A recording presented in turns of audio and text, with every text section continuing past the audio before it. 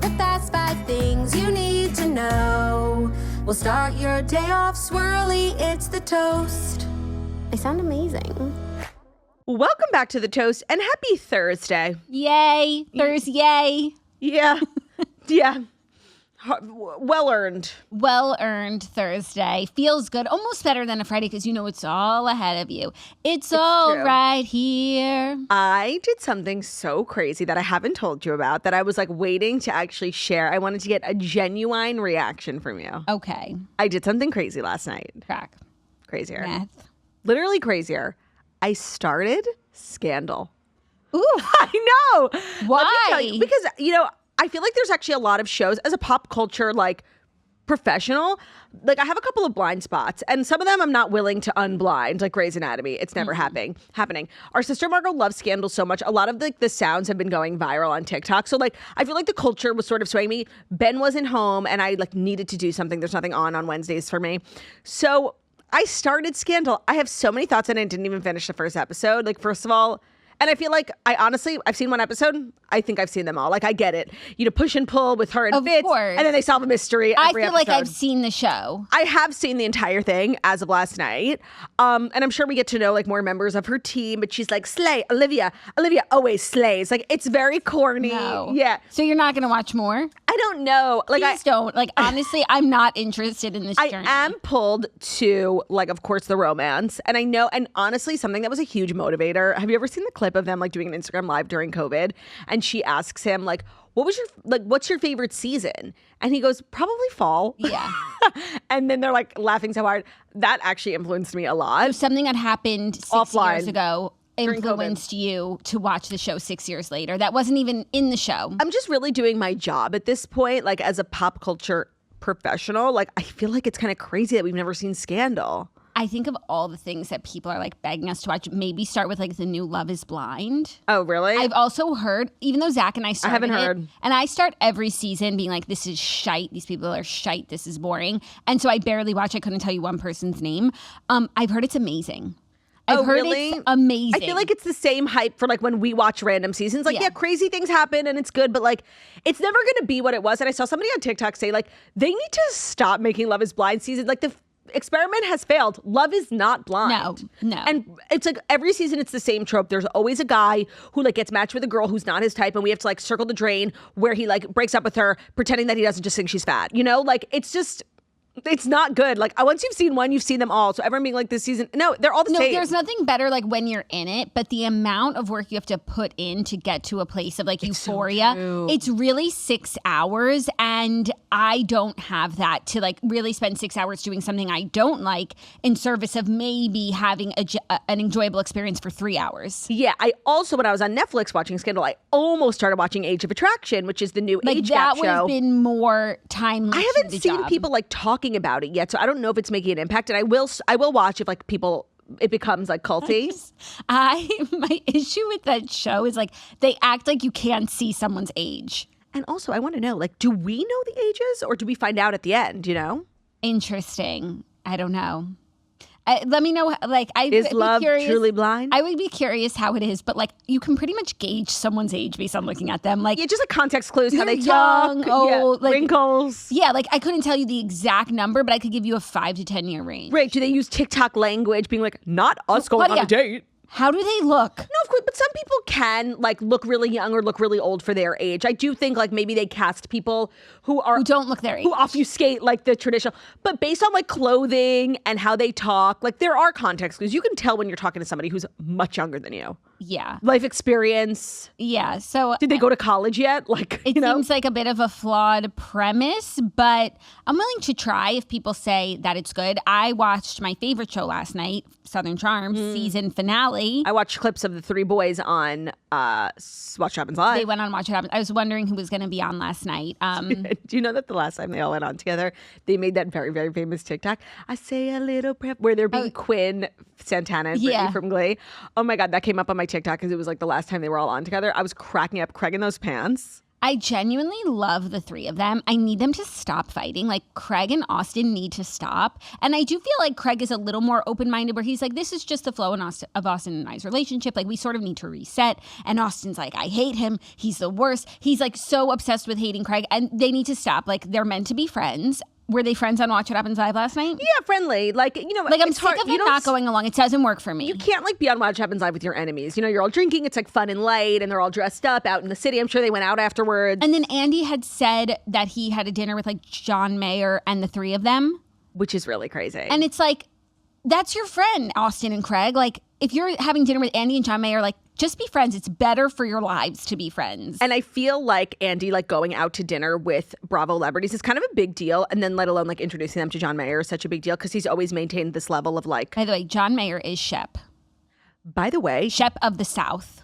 Are we going to talk about Leah McSweeney? No. You know, her lawsuit against Andy is, like, actually, to like, it's going well for her. Yeah. Andy tried to get it thrown out. And I think that, like, if she has some sort of win, like, it might be, like, a big deal for Andy. It's going to be, like, a public trial, so right. we'll He get had the tried to get it. He had tried to get it thrown out. He had tried to get it, like, a million things. And the judge was like, no. So it's going to trial is the news. Yeah. Leah released a statement, like, very excited. Yeah. For Leah's so self. I'm sure we'll hear a lot about it in the next few weeks and months. Oh, all that to say, like, Andy so favors the men Bravo celebrities, like taking them out to dinner with John Mayer. Like, he would never take Dorit to dinner with John Mayer, you know? Never. He would never take, like, three, like, eligible women who would love to meet John Mayer. And Southern Charm, like, Housewives is, like, a very high tier in Andy's universe. But, like, Southern Charm is considered, I think, one of, like, the younger shows. Like, he would never take Madison LaCroix. No. I just want to say, having a baby at the exact same time as Madison LaCroix is like one of the worst things that ever happened to me because she's like us, where she's kind of weight obsessed, but in a positive way. Like, she's always trying to, like, she's actually actively like getting to her goal. So she was talking like a couple of months ago how she's only like 7 pounds away. I'm like, oh my God, I hate this woman. And then yesterday she was talking about how like somebody called her Kelly Osbourne and how it's like the biggest compliment she's ever gotten, like 8 months postpartum. And I was like, I need to unfollow you. Like, I really need to unfollow Madison LaCroix. I love her. Last night in the season finale, she had her baby and she brought Teddy home. I saw the clip on TikTok. And she was in the NICU for 10 weeks, so it was like extra sweet. And, you know, her older son, Hudson, I forget how old he is, but he's like a little boy. Teenager. So, not a preteen. He's a preteen. And he's holding Teddy and her whole family's there. And like, it was so serious. Like, I want to do it all again. So I actually saw that clip also. My ovaries are tingling. I saw the clip and I also got emotional at like, because I saw that Hudson, like she came home and Hudson was at home and I was like, oh, I wonder who he's staying with. And it was like her mom and her sister. And it was like, my takeaway was like, obviously it's great that she had a baby, but like family's everything. You know what I mean? Yeah. Like she probably had to be in the NICU for like 2 weeks. Who's going to stay at home and watch her son, her first love? And it's like your mom and your sister. Yeah. That's what I was thinking. Hudson's dad's also in the picture. So right. She has flexibility there, I'm sure. But it was just like so beautiful. She's so happy to be a mom. And she is like so funny because she obviously like got pregnant. I don't want to say like big in her pregnancy. That's what she said, but like she's just pregnant. She was like so beautiful the whole season. The looks were slaying. And I remember following her on social media and like she gave herself grace until she didn't.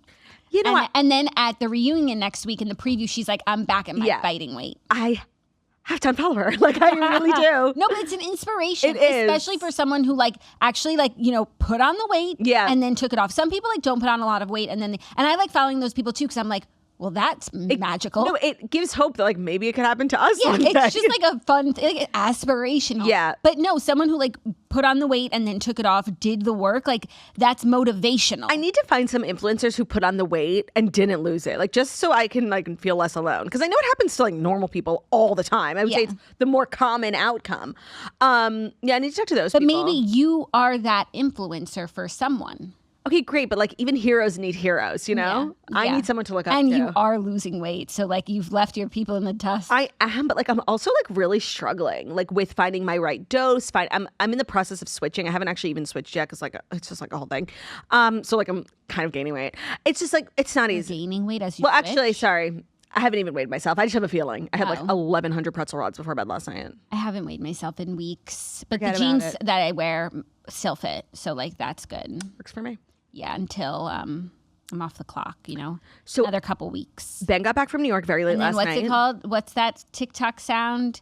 Care to be sick of me? No, like It's over for you bitches? no, and it's not. I just gave you two really good options. No, though. but and it's not the one like she's back, but it's game time. What's that one? Like Nicki Minaj. It's game time, bitches. I love it. I'm not familiar, but It's game Sounds right. tunes, bitches. it is game tunes. Ben returned back from New York last night with a camera roll full of vlog content. I'm going to try and get it up today. he had kind of a whirlwind day in NYC with our Q Lab. Oh, I'm wearing like so Q Lab today, and I've been drinking these spritz. We should have done non-alc a really long time ago, because not me with my can. I'm so like Jeffree Star with my straw and my Red Bull, you know? The Spritz X Keels hydration drink, yeah, it's electrolytes, it's mixed berries, it's 10 calories, and it's available at spritzsociety.com while supplies last. And when you buy it, like you actually get the PR box. You don't just get like a box of spritz. You get the PR box, which is behind Jackie right now. Inside of it is 4 cans and the Kiehl's Ultra Hydrating Facial Cream. Like, love. What else do you need? Hydration from the inside out. On the inside and the outside. It was a very exciting day yesterday for the Spritz family, Spritz S Keels. For the Spritz family, aka our family. Yeah. Well, no, we have a lot of like partners, and we bring in a lot of like community. We're on the Inc. 500 female founders list. Yeah. It was a oh big my week God. for Spritz. Speaking of female founders, please tell me we're talking about Meghan. Yes. Oh, okay. Yeah. So I won't bring it up now. No. Well, now we kind of have to get into it. But it was a big week for Spritz, between the founders being on the Inc. 500 list. And Keels, everyone's sort of like talking about Spritz. So check and they're it out. actually like, this was like a really fun collab. Like, it's a limited edition. It won't be here forever. It's not being sold at Target, by the way. A lot of people ask me that. It's just online. So get it before they sell out. But this isn't actually like our big reveal. Like our big launch is, I don't actually know when it is. It's in a couple of weeks, and it will reshape everything. It's going to change everything. Oh, I had an idea for Spritz that I need to tell that, and it just came to me. He's going to be so excited. I know, but I knew he was like really busy yesterday, so I just wanted to like get him at a good time. He's going to be at your house today. Do you know that? Okay, so that will be a good time to tell him it's not a business idea, it's like an idea for Spritz. Like a product idea? A product idea. He's going to freak that you have an idea. He likes it. He's always like wanting us to have ideas, and we're just like, we don't have ideas. When he like sits me down and is like, give me an idea. I'm not an idea on the spot kind of gal. No, me neither. But you know, after drinking my Pargy beverage yesterday of Spritz at Keels, I had a thought. You have to share it with him. Okay, I'll tell you after the show. He's gonna freak. Oh, okay. Without further ado, we got a lot to do today. And I'll recap Southern Charm at the end of the show. I know everyone's on the edge of their seat. Without further ado, it is time for the Fast 5 stories that you do need to know. And the Fast 5 stories that you need to know are brought to you by Smart Mouth. If you care about fresh breath, and we mean actual fresh breath, Smart Mouth is about to become your new favorite part of your routine. Smart Mouth is the only mouthwash scientifically proven to eliminate and prevent bad breath for 24 hours with just 2 rinses a day. And now they've launched something brand new, a first-of-its-kind line of liposomal mouthwashes powered by the same trusted SmartSync bad breath prevention technology, now enhanced with advanced liposomal technology and added everyday benefits built in. So this new line includes a mouthwash with added vitamin C antioxidants, a morning mouthwash infused with B12 and L-carnitine to kickstart your day, and an evening mouthwash infused with melatonin and a soothing lavender and chamomile flavor for a calming nighttime routine. So these mouthwashes were designed to fit seamlessly into your day for an easy way to upgrade your routine without adding extra steps. I love that Smart Mouth took the mouthwash industry by storm, because so many of the OG mouthwashes have really terrible ingredients, and they actually don't even fix your bad breath. They just sort of mask it with a perfume-like scent. Well, not only did Smart Mouth fix that by using hardcore science to actually eliminate the cause of bad breath, but now they're evolving into a bunch of different ones for different times of day, different needs, better ingredients, and I love that. So upgrade to a smarter mouthwash. The new Smart Mouth Advanced Liposomal Mouthwash line is available now at Walmart, on Amazon, and on TikTok Shop. Or visit smartmouth.com/toast to snag a special discount on your next Smart Mouth purchase. That's SmartMouth.com/toast. So grab yours and experience 24-hour fresh breath for yourself. Your mouth will thank you. Today's episode is also brought to you by Wetherspoon. If you've heard of Manuka honey, or if you haven't heard of Manuka honey, you're about to be obsessed. Wetherspoon is a brand, and they are the #1 selling Manuka honey in the U.S. Once you try it, you'll know why. So it's not like your typical squeeze bear honey. Manuka honey is very elevated. And they make a ton of different, they use Manuka honey in a ton of their products. It's the only USDA organic Manuka honey brand on the market. Plus, they make these really yummy little honey drops, lollipops. They make the honey itself. I knew about Manuka honey because I watched Keeping Up with the Kardashians, and Kourtney Kardashian's been telling us about it for a while, but I didn't really know where to get it. And now Wetherspoon, it showed up at my door, and I have to say it's one of my favorite products, especially now that we're going to gym classes and we're which with a bunch of other kids is great, but we're always just trying to ward off illnesses. So it's a natural prebiotic. It supports gut health, immunity, and it coats and soothes your throat, which is really essential, especially as two swirlies who talk all day. Our instruments need to be protected. It's very easy to add into your routine. Give it to your kids. Just a spoon. Literally, it's as easy as a spoonful. It's very delicious. It has a sweet, creamy flavor, and has so many added benefits. The texture, very thick, creamy golden. You have to try to experience it. And of course, it's non-GMO, free of antibiotics, glyphosates, so you can feel good about every spoonful. Get your own taste of New Zealand sunshine today by visiting Wetherspoon.com. Use code Toast 20 at checkout for 20% off your order, or shop nationwide at Whole Foods Market and Amazon. That's Wedderspoon, WEDDERSPOON.com, code TOAST20 for 20% off your order of Wedderspoon Manuka Honey. Today's episode is also brought to you by Taylor Farms and their new protein power line. So protein is obviously having a moment, and salads are now officially invited. Taylor Farms has just launched a protein-forward line that packs serious protein. So we're talking fresh veggies, protein-packed dressings, toppings, and crunch all in one bowl. Now available at Target and H-E-B. So we know Taylor Farms, we love their chopped salad kits, everybody knows, and I love this new line because protein is definitely having a moment. If you're going to eat a salad, like, you might as well make it worth your while. Like, get everything you need for the day in one bag. So instead of tossing protein on top, Taylor Farms got creative. They added protein-boosted dressings, extra cheese where it counts, crunchy toppings with protein built in, multiple protein sources working together like whey, dairy wheat, chickpeas, and more. So the Powerhouse lineup includes chopped salad kits with up to 21 grams of protein, which is about 2 times the protein of their current chopped salad kits, complete salad bowls with up to 23 grams of protein, and the mini salad kits, which is the perfect portion for a gal on the go, now pack 10 grams of protein. So this is a really inspired development over at Taylor Farms. I want to say the product development team is kind of doing the most, and I appreciate that. As always, Taylor Farms, pre-washed, pre-chopped, so easy, ready to eat out of the bag. If you want to eat it out of the bag, you can also put it in a bowl if you feel like it. They're now available at Target and H-E-B. The new line is called the Protein Power Line. Make sure to try it in some iconic flavors like Southwest, Green Goddess, Caesar, of course. Now available at Target and H-E-B. Thank you, Taylor Farms, for sponsoring today's episode. Thank you, Turt Farms. You're welcome. Our first story, as we were just discussing, so let's bump it to the top, is Meghan Markle being slammed for sky-high price of luxury retreat in Australia. So Meghan Markle is set to be the VIP guest to headline a women's retreat in Australia for the podcast Her Best Life. Podcast host Jackie O. Henderson, it's her retreat. You're fucking of kidding. Kyle and Jackie O, former Kyle and Jackie O. Jackie O. Henderson, not me, you guys. And Gemma O'Neill have recruited Meghan to lead the event, which will focus on, quote, powerful conversations, relaxation, laughter, and unforgettable experiences. It sounds like Camp Toast. Attendees can become a part of the VIP experience for roughly $2,288, or they can lock down early bird tickets for $1,930. But that doesn't get you like the second row seating with Meghan and the group photo with Meghan. Yes. So the highest tier. Gemma revealed she'd be interviewing Meghan as part of the event. According to her, Meghan became involved in the event as a favor to a mutual friend, but noted that she really loves what our community is about. The biggest moment of the weekend, a gala dinner, was billed as an in-person conversation with Meghan. VIP guests will be allowed to partake in a group photo with the Duchess of Sussex and will also receive a goodie bag plus access to an ocean view hotel room. One royal expert said the event offers a rare chance to see a more personal side of the Duchess. Okay. The first person I thought of when I heard this was Taylor Strecker. Do you know that Taylor Strecker was fired from SiriusXM for like putting on an event like this, like where it's like a girls' getaway and it's like kind of expensive, but all in, like you're kind of getting a good price for the hotel or whatever. Oh my God, I was cracking up. I actually meant to call her yesterday to talk to her about it. Obviously, this is an extremely lowbrow thing. Like this is insane. Yeah. I don't really know what to say besides that. You know, that kind of like is all there is to say. I'm trying to understand the structure of it because at first, like, it seemed like she's selling tickets to come and meet her and it's like her Which is misleading. Which is misleading, but I don't know if that's actually worse than what it is. Other people are making money off of her taking. Well, do you think she's not being paid? No, she's getting paid, but like she needed that lump sum, and these people can like go out and be like, "Hey, take a picture with Meghan." So they're going to Australia, like literally the furthest possible place you could go from the States. I think to like sort of. I'm using drum this up word some support. No, and I'm using this word twice, but like to sort of obfuscate, like.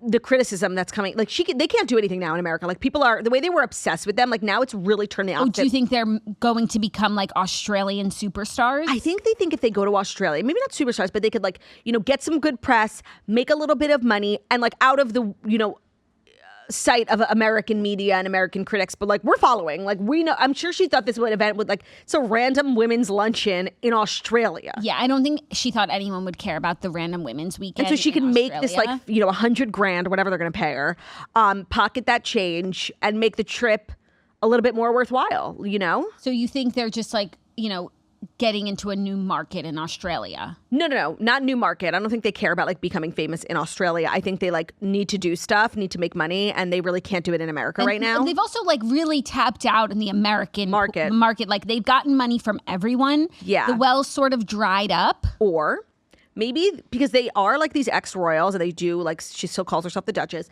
You know how part of being a royal is like you go on royal tours, like you go to the different parts of the Commonwealth. Australia is the Commonwealth, right? So maybe this is like their version of a mini tour, but like they can't really get a lot of gigs. So they're getting paid. Like they're putting together like their own tour. Yeah. And it sucks because like the opportunities where the real royals actually go there, like they can't do the royal stops. No. And the royal so they have tour, to speak at the women's luncheon. The royals don't get paid to go on tour. They probably pay for it. But it generates like a lot of revenue for the palace. It's good. It's good. It's all goodwill. So they're doing their own tour, but they're trying to get paid. They're like going on tour. Yeah, and I think that the opportunities to do a tour in a country that actually has royal tours, like there aren't a lot.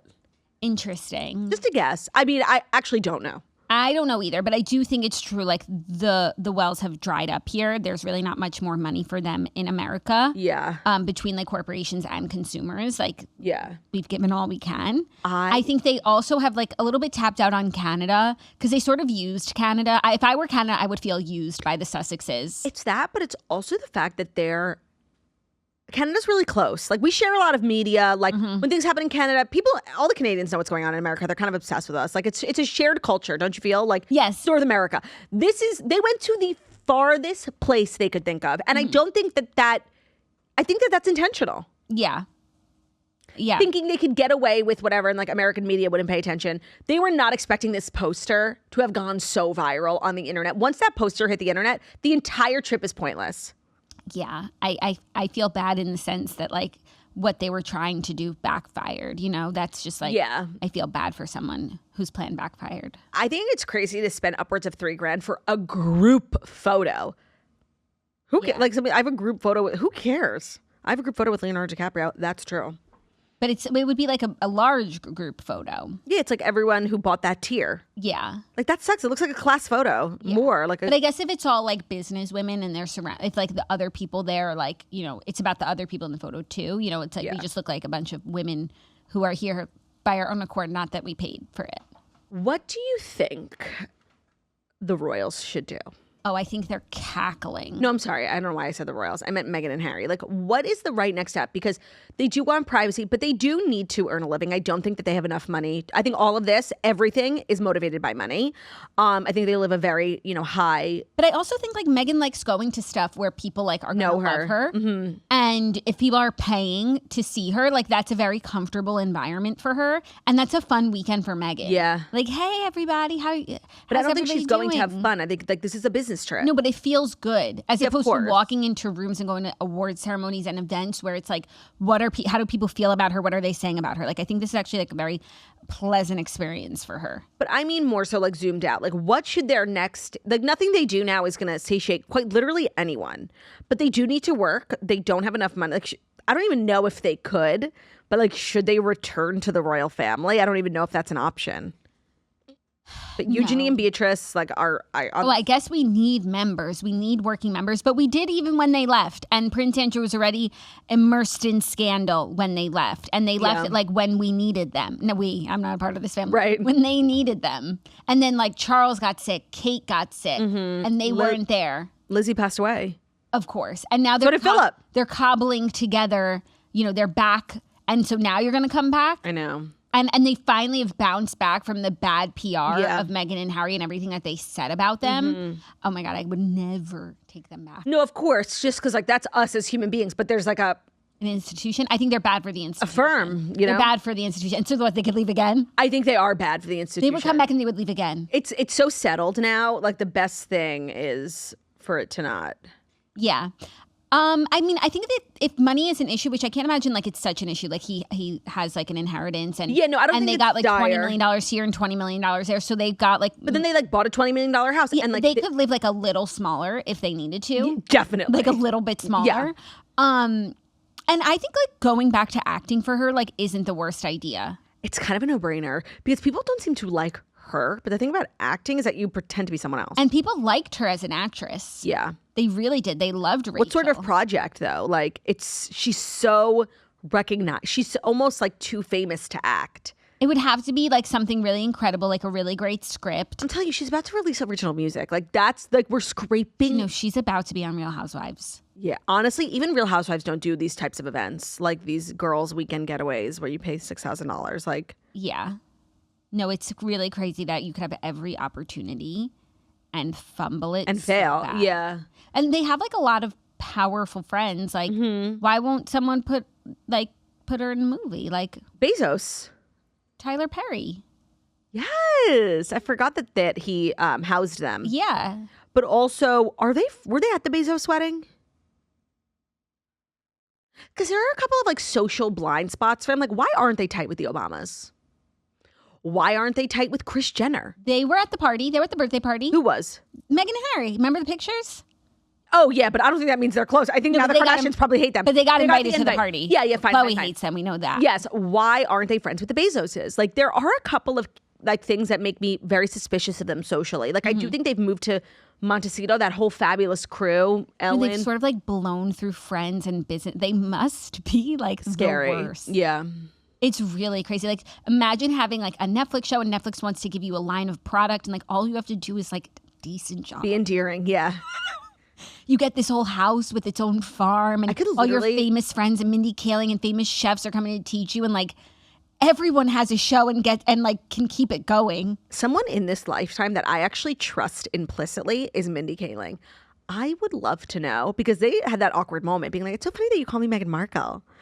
I feel like people made so much of that moment. Like, I don't know if you watch it, like Mindy was like shook. Like, I would love to know what Mindy thinks, behind closed doors of like, Meghan. does she still hang with Mindy? I don't think they ever really hung. I think she got the opportunity. Maybe they had met a couple of times. And of course you take that opportunity. But I could see Mindy like really not liking her. Yeah, I think they really need to lay low and do the thing they said they were going to do. Yeah. Which is the privacy. But no, spend a couple G's to come and take pictures with me. That's privacy. It's just like, it's so lowbrow. No, it's insane. Like everything they said was a lie. Everything. Yeah. Yeah. Because they had enough money to not have to. If they lived a very small private life. Claudia, very small. His inheritance is not very over small. $20 million. Not living in, first of all, the most expensive neighborhood in the country. They live in Montecito. People are giving them houses. Right. Tyler Perry literally gave them a house. Not like, you don't need, if you're not like a public figure, you don't need stylists, you don't need glam, you don't need publicists, you don't need agents, like you don't need all these things. Like you can really, she probably still needed like a publicist, but like, you know what I mean? Yeah. No, a very small life. They have like means. Him from his mom, like, yeah. And then her from like a successful acting career. Yeah. And if they had like just made themselves a little more scarce, it wouldn't be $3,000 for a meet and greet. It'd be like 50. Yeah. Are you ready for our next story? Yeah. Alex Warren's on Call Her Daddy talking about the Grammys malfunction. Mm-hmm. Oh my gosh, Alex Warren, like my heart Your breaks. boyfriend. I wouldn't call him my boyfriend because I don't feel like I have a crush on him. Like I look at him like a son. Your brother. Son. I'm cracking. He's like a son to me. So beautiful. Also, you know what? I discovered a new artist. Who I think is like very much in the zeitgeist and somber like Gen Z. No, not somber. Even though I like that song. Me too. No, Sienna Spiro. Yes. And I like blame all of you bitches and you and Margot. Like, why didn't anyone tell me? I had to find her on my own. I didn't know that you needed to be told about like literally the biggest song in the world. No one. I know nothing could matter. So good. So good. So I saw a video of her like just singing on my Instagram. So I now in my car, like I went to Sienna Spiro and I listened to a bunch of songs and I was like, you fucking bitches didn't tell me. She's amazing. We didn't realize, and I think I speak for Margot as well, like we didn't realize like how I needed an invitation. How little you knew. I needed an invitation because it's not just that one song. She's very like Gen Z, Amy Winehouse, Adele. And that really seems it's not to be just that one song. A theme, like Olivia Dean and Ray, and like this seems to be like a new genre. Well, it's it's not a new genre. It's like mostly British. It seems to be it's always been a genre that is really popular right now. And I'm like, I love this. And a lot of it's coming out of the UK. You got to go to the UK. Like you would thrive. I know there's so many things. The Palace, of course. Yeah, the history, that's really my concentration. Yeah, of course. Is English history. Downton.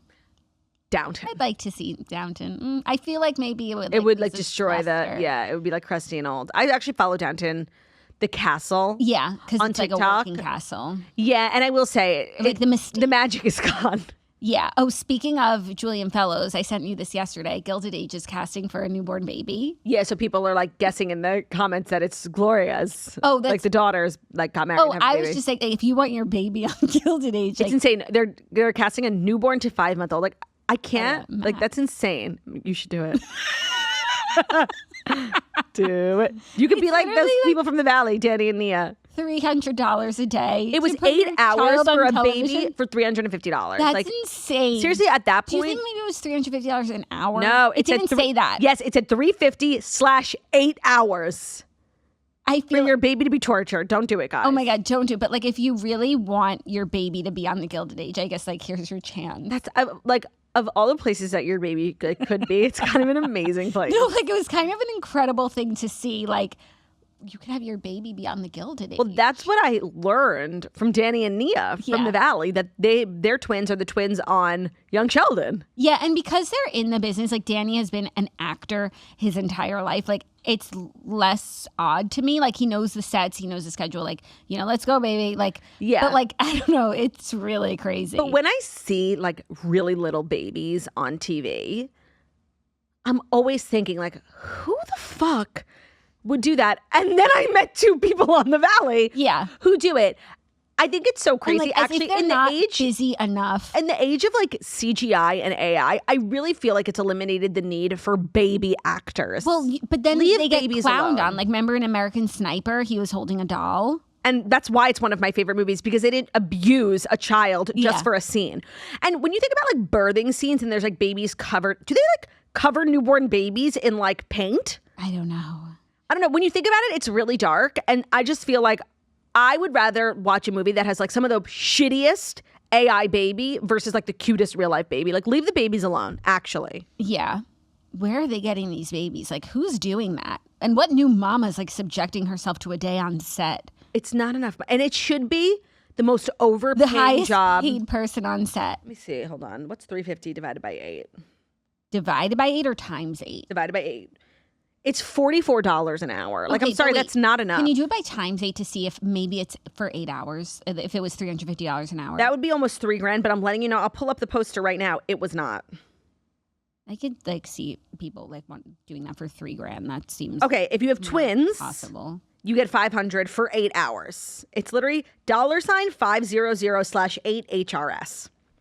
If you have one baby, it's $350. So you're getting like shafted if you have twins because you're not even getting double. Yeah, but I guess each baby gets tortured half the time. It's a discount, or unless they needed twins for the scene. They're casting for twins and single babies. Yeah, to portray newborn. Oh my God, that's insane. Really, really crazy. I'm gonna start a charity where, like, if you're thinking about doing this, like, I'll just give you the $350. Like, it's really not. It's not worth it. It can't. I really have to believe in my heart that it's the $3,000 because that like it's not. I'm just telling you, it's not. Like I just read the poster. Like no, but I think maybe we're misunderstanding.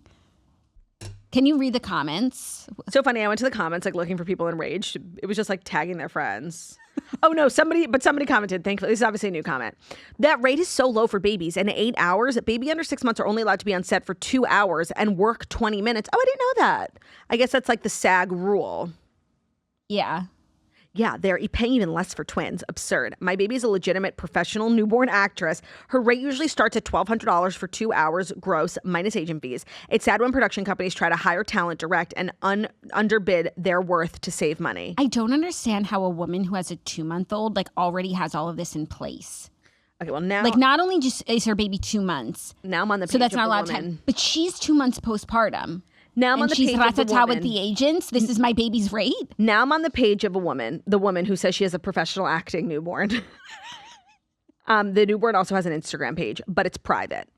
It just says like model and actress. Model and actress. And the baby was born 12/26. So that's a 3-month-old baby. What? And so did she decide that her baby was going to be an actress before the baby was born? Or she met the baby and was like, you've got... Should we have her on the show? Like, I don't have these answers. I'm honestly, sorry. like, I don't want to be really judgmental, but I'm judging. I'm like letting you know we're not, like, we are, we sound judgmental. Like, no, but I think, but like, I think I can own that. Yeah. I think I'm going to own that one. Yeah. Agreed. That's really crazy. Yeah. Anyways, Alex Warren is opening up about his tech malfunction at the Grammys. Oh, right. Sorry, he's like a brother, a son to you. He's like a son to me, and then I just wanted to let everyone know, like, I've discovered Sienna Spiro. Like, oh, right, no Sienna thanks Spiro. to any of you. And I'm really like having a renaissance with the music of this generation, like my son Alex Warren. Right. So he was on Call Her Daddy, and he talked about the Grammys, which we all saw. There was sound malfunctions. He looked like he was going to cry, and he's explaining what happened and like how bad it was and like seriously how horrified he was. So he said, I've never talked about this. It was horrifying. I like how he says, I've never talked about it. It happened a week ago. I thought the same thing. Like, what opportunities have you like turned down? Seriously, like, stop. Don't clown on my Sorry. No, I love your son. He's a great man. And he obviously gets his singing abilities from his auntie. He said, we rehearsed it all week. He said that everything went perfect while practicing, and to this day, I don't know exactly what happened.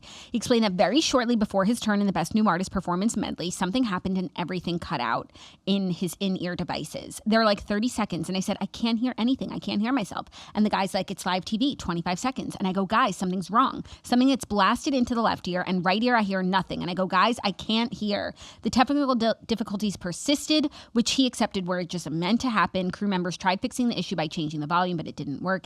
He said, I start singing and all I'm hearing is what's from the other room, like a crowd mic is on or something. Once I start getting into the hallway, there's this hallway in the performance, I get the left ear blasting again, and so it's just the left ear. He then said that the audio in his ears was mono rather than stereo and therefore difficult to hear. There's no mix to it, so all I'm hearing is my voice super loud. I get down to the steps and then immediately I start hearing echoing on the right ear. So I take it out, and then that made it worse, stupidly. He said when he reached the stage, his in-ear devices started working correctly again. When we rehearsed it, they weren't expecting 20,000 phones to be on, and everyone was filming. And so the RF cut it out. And then once I got to the stage, because there's two fins, I would assume, once we got to the stage, I got it back.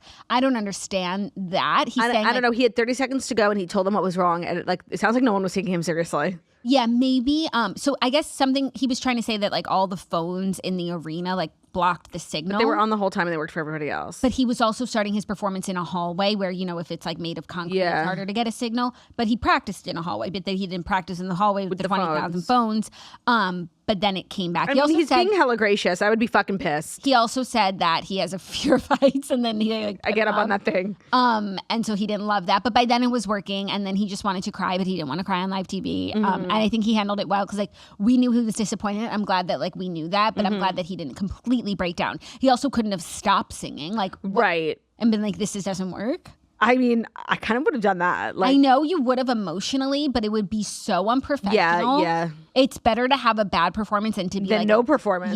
Yeah. He handled it really as best as he could. So sad. I'm glad he's like finally talking about this. You know, I feel like I've been like dying to hear from him. Why he posted a TikTok the next day? I'm kidding. I'm like, because he's Claudia, finally talking. You're so out of the loop. No, I know, but also like he's like, I've never talked about this before. Yeah, because it happened last week. Like, excuse me. Sorry, I know that's your son. I would never disrespect. Like, stop. He's opening up. He's sharing, and I feel really bad for him, but like he'll be okay, you know. Then he obviously didn't win Best New Artist, and he was bummed about it. But we know that it's a curse, so I would actually be happy to win. Even though I am worried for Olivia Dean. Like I know, even though she's crushing it. Do you know her new song? It's a collab with Sam Fender called "Rain Me In." No, I didn't know. Okay, I think you'd like it. So this is me telling you. And I also blame Spotify, our partners at Spotify, because my release radar, I don't feel is doing like the most amazing job keeping me abreast. Got it. Okay, so if you want to jot this down, it's called "Rain Me In."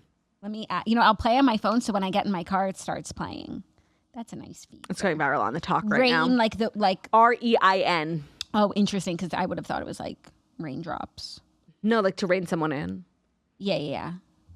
REIN. Sorry, that's what I said twice. REIGN. There's a lot of ways to spell rain. Not what I said. Okay. I like Sam Fender too. Yeah, I know. That's like my elk of music. You're British. I'm British. You are British. Maybe I'm British. I'm Latina. Like remember how like we said like in a past life? Like, yes. You're like King Henry's little brother. Yeah, and you're Queen Anne, whatever her name was. I'm King Henry's little sister. Literally. I don't get it. I don't get the joke. Like, you don't remember, like, I don't know how. No, I remember, like, vaguely this conversation. But, like from, like, 8 years ago that we said that in a past life you were King Henry's little brother. I'm like, why did we say that? I don't know, but it feels right. Okay. And if I'm British and I'm your sister, that means I'm King Henry's little sister. I more so like don't understand why it's so funny. Do you know what I mean? Like usually we're cracking up together. Like I don't get it. Sound off in the comments. Is that funny? Yeah.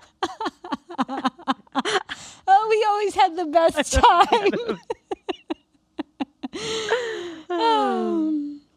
Oh, British. I forgot I'm like doing stuff. Oh, you want to do the ads? We're only just at the second story. Oh.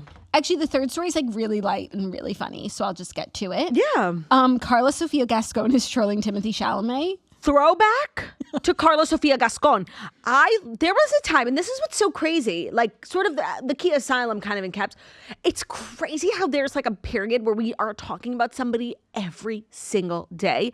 And I swear to God, if you didn't bring this up, I never would have heard that name ever again. No, I know. And also, but that was also by design because she was canceled. Yeah, I don't know if you guys remember, Karla Sofía Gascón was kind of a trailblazer. She was a actress. Star of Amelia Perez. In Amelia Perez, yes, she's trans. And so like she was sort of like. In the movies about trans surgery. She was like an penis it girl. to vagina. Penis to vagina, vagina No, it's to about penis. a trans drug lord, right? Yeah, but not even drug lord, like a cartel. Cartel leader that then is trans. Who takes off his glasses and realizes he's handsome. Like, it was the craziest fucking movie ever. Like, literally the craziest movie I've ever seen. It's a musical, too. Oh, it's a musical. And it, like, they literally sing about vagina to penis, penis to vagina. I'm not making that up. That's an actual song. And they literally sing labiaplasty in the song. Yeah.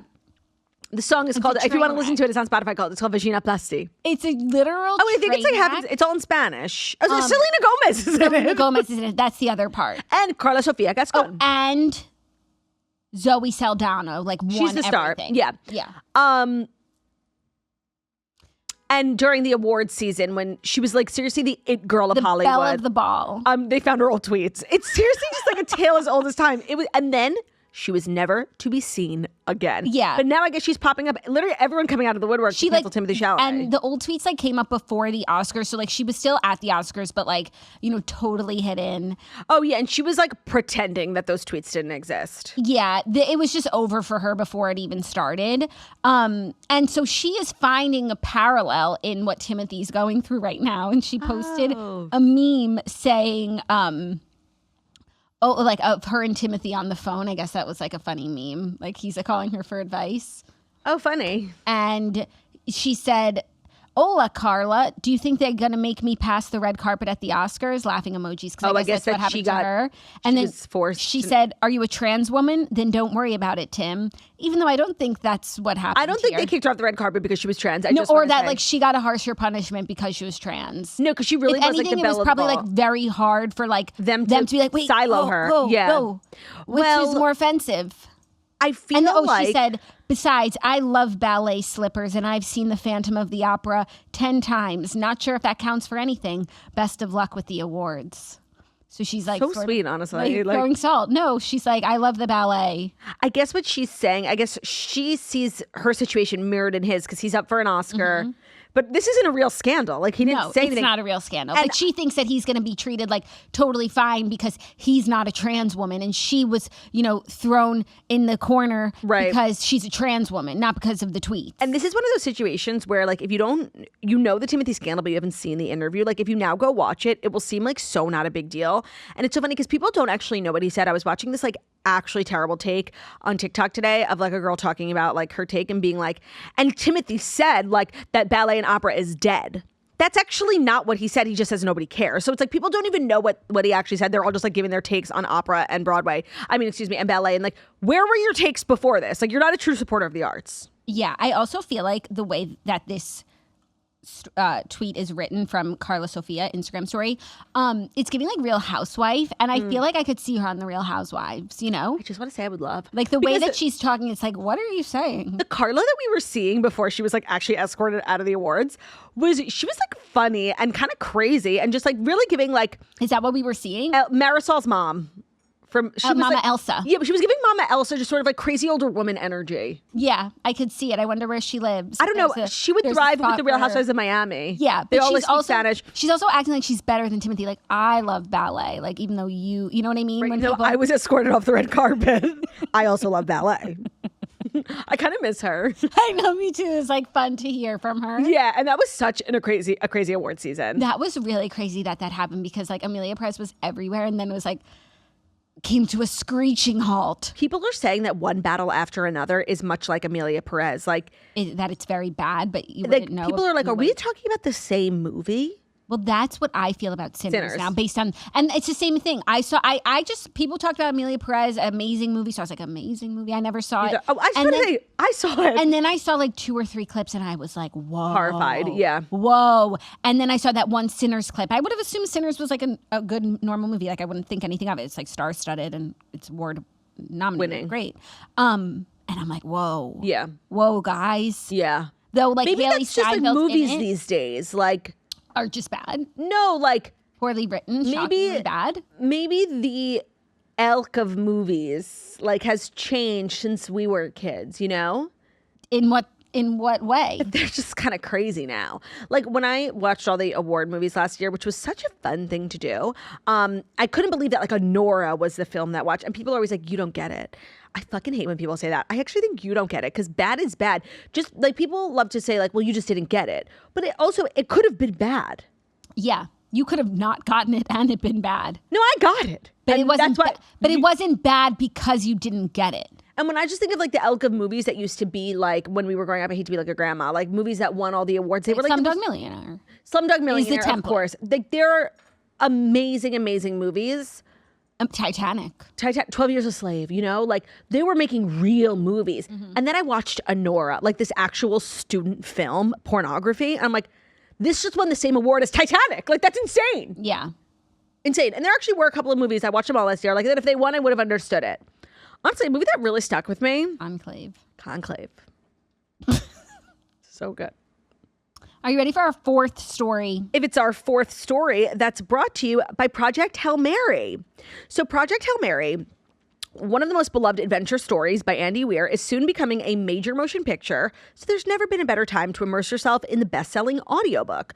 So obviously we love to read books and listen to books here that then become movies and TV shows because it does elevate us to a different intellectual level. So if you are also looking to be better than your peers, highly recommend before the movie comes out, listen to the audiobook. Not to spoil it, but I've heard it's amazing. Yeah. I was with Dana this weekend. We were talking about the movie coming out. She said it was one of her favorite books. I am very excited for the movie, especially now that I'm in my like space movie journey. Right. And maybe I'll have to listen to the audiobook first just to, immerse yourself. As a sole survivor on a desperate last chance mission, Rylan Grace must save the Earth from disaster in this incredible science-based thriller.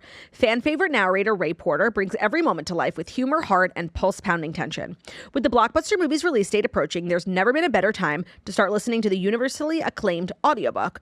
Part scientific mystery, part dazzling interstellar journey, Project Hail Mary is a tale of discovery, speculation, and survival. So, listen to the audiobook, available now on Audible before the movie starring Ryan Gosling. Ever heard of him? It hits theaters March 20th. So you've got some time. I don't want to rush you. You have time. Project Hail Mary. Listen, watch, save the world. Listen now at audible.com/Hail Mary. Today's episode is also brought to you by Liquid IV. All-day events, big games, leaving the house in the morning, not getting back till night. They require superior hydration from start to finish. As busy working women, moms, sisters, but also friends, we understand the need for feeling your best all day long. So reach for Liquid IV before you see the signs of dehydration. Liquid IV is the only sugar-free hydration product on the market, clinically demonstrated to hydrate faster than water alone. Liquid IV's Hydration Multiplier Sugar-Free is designed to help you stay hydrated through marathon days. And right now, if you go to liquidiv.com and use code TOAST at checkout, you will get 20% off. So how it works is one of their sticks goes into 16 ounces of water, and that will hydrate you better than water alone. It's powered by Live Hydroscience, an optimized ratio of electrolytes, essential vitamins, and clinically tested nutrients that turn ordinary water into extraordinary hydration. So do you have brain fog at 2 p.m.? Well, it might be time to hydrate. Yellow pee, that's your body throwing a penalty flag. Feeling like you're running on overtime? Well, you might just be missing Liquid IV, the only clinically tested hydration solution, clinically demonstrated to hydrate faster than water alone. So show up, start to finish with hydration from Liquid IV, Hydration Multiplier Sugar-Free. Tear, pour, live more. Go to liquidiv.com and get 20% off your first order with code TOAST at checkout. That's 20% off your first order with code TOAST at liquidiv.com. Today's episode is also brought to you by Upward. Dating apps are basically a social experiment that quite literally nobody consented to. And I think, like, I speak for all single people when I say it's something that people feel like they have to be on, but it's a really unenjoyable experience. But in this day and age, like, it really is one of the most popular ways of meeting people, but it's so hard. It's so unenjoyable. And I think a lot of times, like, you end up going on dates with people and then they're not even interested in relationships. So it's like, why are you on a dating app if you don't want to date? It's so frustrating. And that's where Upward is totally changing the game. If you're someone who wants commitment, not, let's see where this goes, that's why we love Upward. It's a dating app where faith and values are the starting point. You're meeting people who already care about the big things like family, integrity, commitment. It's not a jump scare 3 weeks in when you realize the person you're with is fundamentally incompatible, they don't want to commit, and just like seriously confusing you and wasting your time, which is one of the biggest crimes you can do. We love the clarity of Upward. You're aligned from the start on core values, and then it's dating with intention. You're growing. It's not, this culture is very obsessed with like situationships. We're in a talking stage. We're going to say, just start dating. Okay. Like Upward is for people who are sound of mind. That's not a talking point that they gave me. Serious. So whether faith is central to your life or just something that shaped you, Upward connects you with people who want the same foundation before things get serious. So if you're done wasting your best outfits and your time on men who don't believe in labels, download the Upward app and start dating with intention. So Upward, UPWARD. Start dating with intention, especially if faith is a big part of your life. I think you'll really enjoy the process as much as one could enjoy, because dating is hard. Upward makes it easy. You okay over there? Oh, we're all done. Sorry, I was just refilling my beverage, like my cute cup. Very cute. I'm in a cute cup mood. Cute cup. Okay, our next story, exciting news. Kacey Musgraves announces her new album with Texas roots coming out on May 1st. So she announced her new studio album. It is called Middle of Nowhere, and it is her follow-up album from Deeper Well. Yes. The Architect. The description for the album notes that it is a collection of songs that draws from a love of Texas dancehall classics, humorous takes on the human condition, and the space where traditional country borders many sounds, including Norteño and even Zydeco. She said in a statement announcing the album's release that it was made during the longest period of time that she was single. During that time, she was living between Texas, Tennessee, and Mexico, and the album came out of a lot of time for creative ambling. She said, I became fascinated with the concept of liminal space, both geographical and emotional. We don't linger in these transitional empty spaces long enough and rush to define where or whatever is next. So I want to say I'm like really open to receiving this album for a multitude of reasons. The description sounds like OG Kacey. And a lot of people don't realize, like, I invented Kacey Musgraves, not only like in my family, 100% don't even try.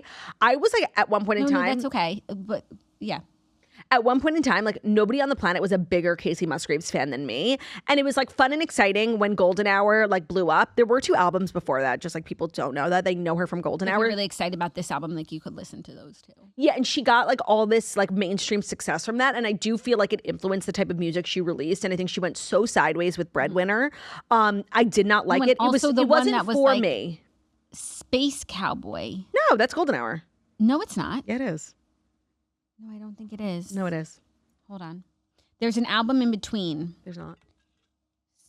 Space Cowboy. Oh, that is, okay. What's the other album? And then right after that was the red one. I think it's called Breadwinner. High Horse. Is that the name of the album? High Horse. What's that from? That's also on Golden Hour. Star-Crossed. That's the album. The red one. Yeah. That's Breadwinner's on that one, right? That was like the lead single. Breadwinner. That was all about her divorce. That was the album after she had all this mainstream success. And I feel like she was making it for like the new fans. It was like very much edging out of country.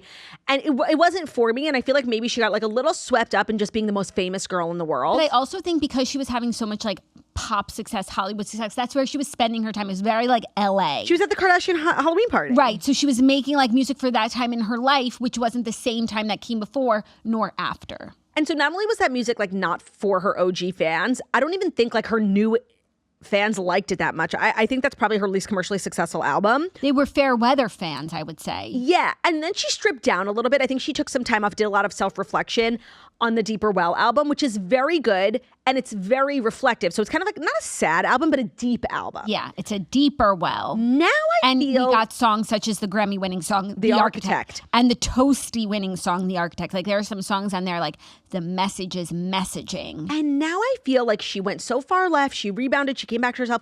And now I feel like this album is going to be the most similar to like what she's really known for. She has a song with Miranda Lambert on there. That's like kind of like the lead story because apparently her and Miranda had beef. I didn't know about it. And now we know it's about the song Mama's Broken Heart, which is Miranda Lambert's most successful song ever. And it was actually written by Kacey Musgraves and other songwriters, but Kacey's one of the lead writers on it. And I guess she had plans to like keep it for herself. She wasn't an artist yet. She was just like a very successful songwriter for other people, but she was going to hang on to this one. Somebody sent it to Miranda without telling her. Miranda loved it so much. And Kacey was like, I kind of had to give it to her. Like with all the other songwriters, like that's how you make your money. I couldn't like screw my fellow songwriters because I wanted to keep this one song. And it ended up becoming so big. A lot of people made a lot of money off of it. And then Kacey was like, but you know what? I wouldn't have done Same Trailer, Different Park if I had done Mama's Broken Heart. So like everything worked out for everybody. Yeah. But she was like, she said in an interview, she's like, I just kind of hated Miranda Lambert because like a little bit of resentment. And so they were not friends. They weren't like enemies, but they like didn't like one another. And then when Kacey was writing this album, she realized like her and Miranda are kind of on like similar vibes with their like divorces and everything. And so she just reached out and was like, I have this funny idea for a song. Would you sing it? And Miranda was down. I think that I would be best friends with Miranda Lambert. And so I'm glad that Kacey and her are connecting. And Miranda's very country. Like she doesn't even bother going pop. No, like, and also Willie Nelson is on the album, which like if Kacey Musgraves isn't like doing something with Willie Nelson or talking about him, yeah, they have like, music together. Then she's not Kacey Musgraves. Yeah. Billy Strings sounds like a country person, and Gregory Alan Isakov. Yeah, no, I'm feeling positive about this. Me as well, because Deeper Well to me was like, it wasn't like, you know, banger season, but it checked all the boxes. It was an amazing album. Yeah.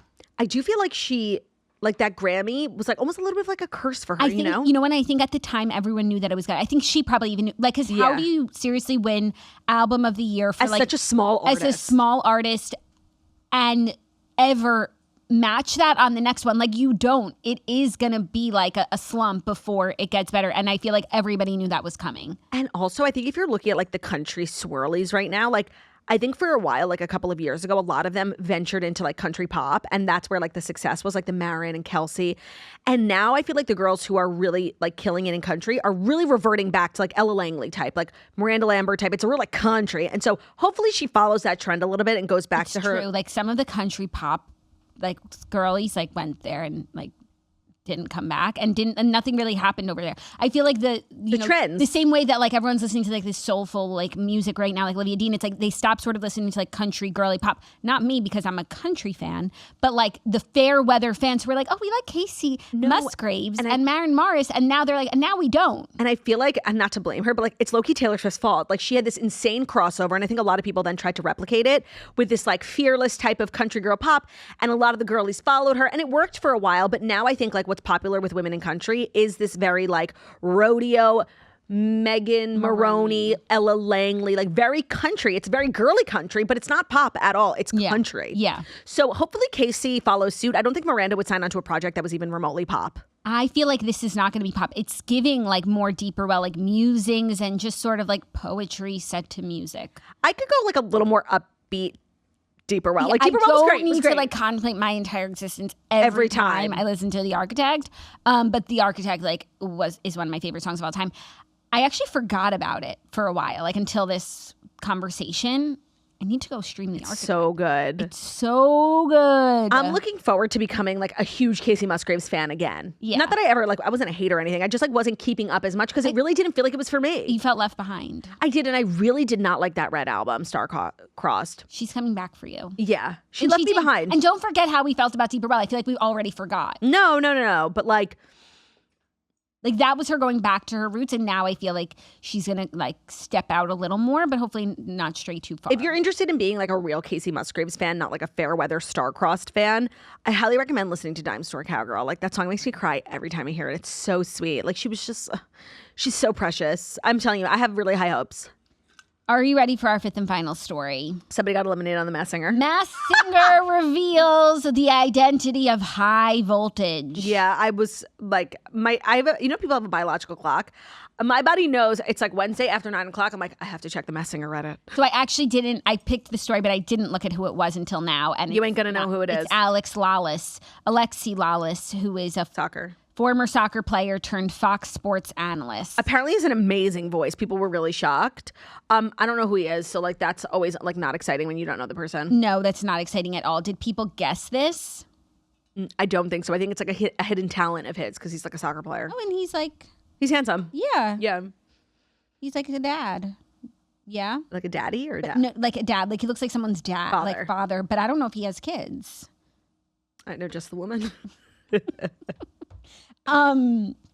So great so job. today you have your son Alex Warren and your dad Alexi. No, my dad and my brother King Henry. Of course, it's a family affair today. How many people are left? I know, like, I expect you to know everything about the Masked Singer. You're the one watching. Like, I actually don't know. I know nothing. There's still a lot of people left. Oh, really? Yeah, I want to say good. I never want. Like 8. They guessed Travis Kelce for him. That's a good guess. Imagine. I want to know how many people. Oh, there's still Pangolin, Crane. They're saying is Normani. Oh my God, That's it definitely is from the Work From Home music video. Yeah. Like when they were. That's what people are saying. There's just fucking no way that she. So Philip Phillips, Normani, like literally all my ops. Ashley Simpson, Evan Ross. I think these are all guesses. I don't know for sure. And Pangolin was in the bottom too. I don't know with who high people voltage. think that is. Oh, here you are, in like the roundup. Oh man, did you see that Spencer Pratt is like slowly inching up? Like the recent polls, he's only 8 points behind Karen Bass of LA. Isn't that insane? I saw the poll this morning. I'm like, there's literally no way. I love it. I know. Now for Southern Charm recap. Oh, if I right. may. Yeah. So we're just wrapping up the season. Carolina Day Party, of course. Hosted by Miss Patricia. And not her house. I wonder whose place that was. It was really nice. So everyone got all dressed up and came to play. Charlie is done with Craig due to what happened on the bus with Sally. However, I don't, and I love Charlie. Oh my God, and she looks so garagey at the reunion.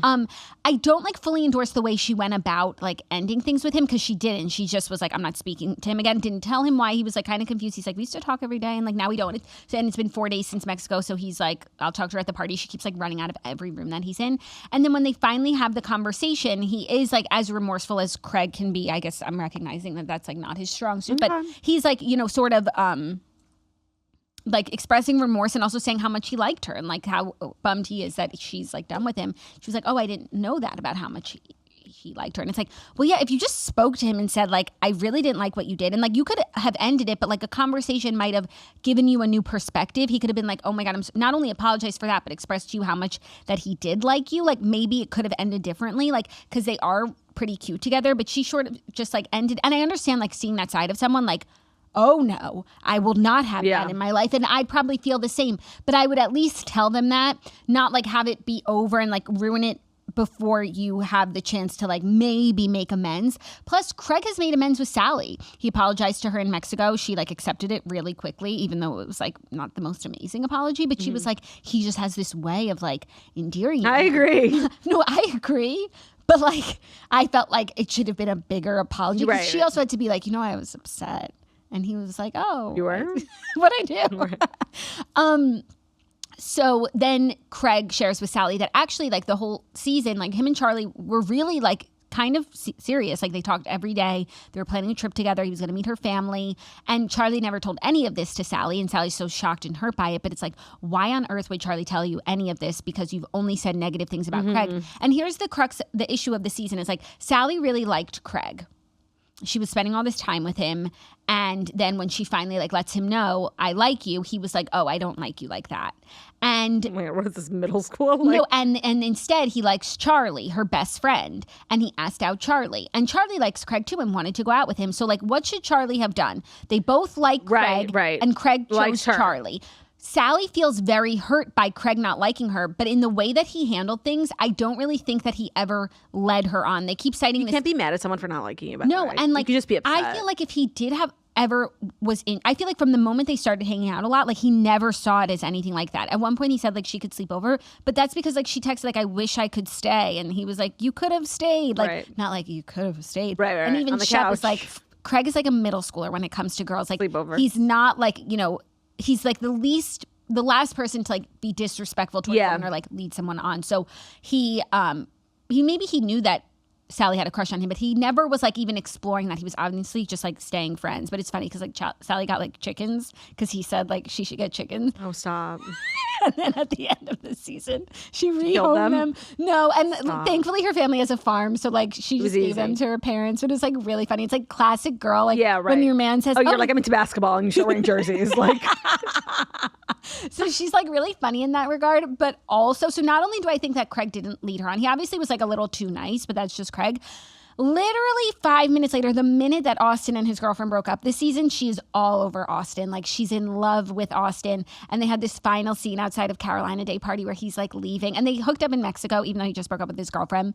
And she's very aggressive with him. She's like, I like you. I think you're so cute. Like, let's go. And he's like, you know what? That feels good for someone to like really gas you up like that. And then in the last scene, she's like standing on the porch of the house and she looks so beautiful. Like, with the lights are like, she looks like a goddess because the house lights are like lighting her up and he's over there. And like, you could see that he knows that she's so beautiful. And she's like, take me with you. And I think that they're like an item. Oh. Yeah, I think it's working out. Like, she said on a podcast that like they're not together, but like they love each other. They're like best friends who are like in love and hook up. And so they're together. So she's got to close that. Oh, wait, you didn't choose this as a story. You see that Tom Brady was spotted with Yael Cohen, Scooter Braun's ex. Oh, I saw that he was spotted with Scooter Braun's ex, but I didn't know it was the ex. Yeah, Yael. And I just want to say, like, taking out the Alex Earl thing, I kind of ship. Like, I think that's an amazing pairing. Very mature. Very mature, age appropriate. I think that they operate at the same level. Like, she, you know, is a wealthy woman. She's used to dating like a very, you know, influential, high power individual. Like, sorry for Alex. I don't know what that, but I think that this is actually a very good pairing. And it's the first time he's ever dated someone who's not 11. She's in her 30s, I think. She's insanely gorgeous. Yeah. I think it's a perfect pairing. She's also a parent. I think that's great. When I saw Tom Brady's with Scooter Braun's ex, and I thought it was just like some model, you know? Yeah, no, like the wife. One. Yeah. Oh, I love that. I love that too. I love that. I don't know what it means for licks, but she'll be fine. Yeah, she'll be fine. Call Braxton. Call Brooks. No, they're like Miranda and Kacey. They are. So next week, reunion, Austin and Sally, yeah, they seem to be like together. Craig has a lot to answer for. They're teasing it like he storms out of the reunion and he's going to quit the show. He's sure, not. Jan, even though he's on Watch What Happens Live with his best friends. Night. Like, I need the boys to stop fighting. Like, it's so lame. It's so lame. And That's for the girls. I need everyone to like start like moving forward, like dating with intention. Austin and Sally, I completely endorse. So it's also just like, Sally, how can you be so heartbroken that Charlie went on a date with Craig when like you in 2 seconds you wanted Austin? Right. And if Charlie liked him too, their names are too similar. And I remember you telling me on her first season that she was into Shep, right? She had hooked up with Shep, but I don't think she was like into him. And she had dated Taylor, the guy Taylor was dating at the time, Gaston. I'm sorry, what? Gaston.